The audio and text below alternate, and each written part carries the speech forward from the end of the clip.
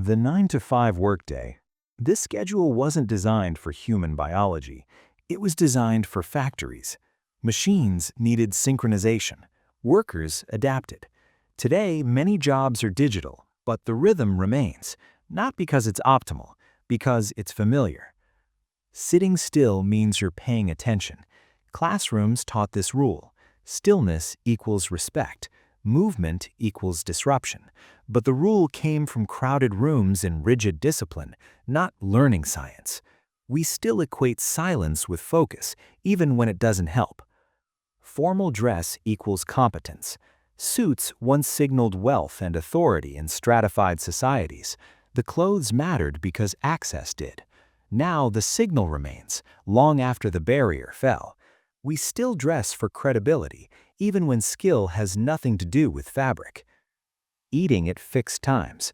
Breakfast, lunch, dinner, locked in place by agricultural and industrial schedules. Not hunger, not metabolism.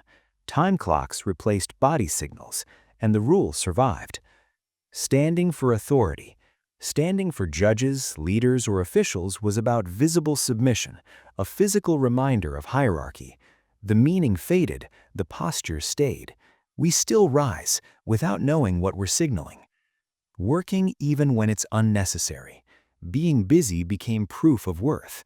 Idleness was associated with moral failure. This rule emerged in survival economies, where everyone had to contribute constantly. Now productivity continues, even when output doesn't improve. Silence in elevators and public spaces. Once, silence reduced conflict among strangers in dense cities. It was a social safety rule. Now it's just awkward tradition. No one remembers why, but everyone obeys. Age automatically equals authority.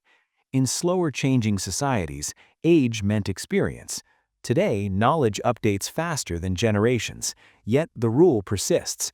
Respect is still assigned by years, not understanding. Handshakes. A gesture meant to prove you weren't holding a weapon. The danger vanished, the gesture stayed.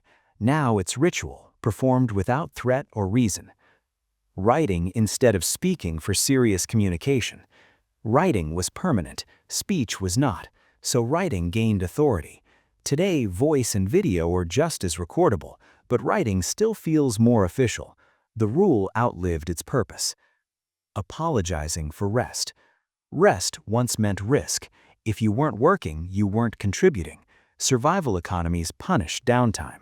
Now rest is still framed as indulgence, something to justify. Quiet means polite. Loudness once signaled danger. Attention could invite conflict, so quiet became civilized. But the rule flattened expression. We still suppress volume even when nothing is at risk. Early rising equals virtue. Sunrise once dictated survival. Miss the light, lose the day. Electricity removed the threat. The moral judgment stayed. Paperwork for trust. Stamps, signatures, forms. They emerged when trust was scarce. Now we still drown in bureaucracy, long after systems became traceable. The rule itself is the reason. The final rule is the most powerful. This is how it's done. No explanation required, no justification offered.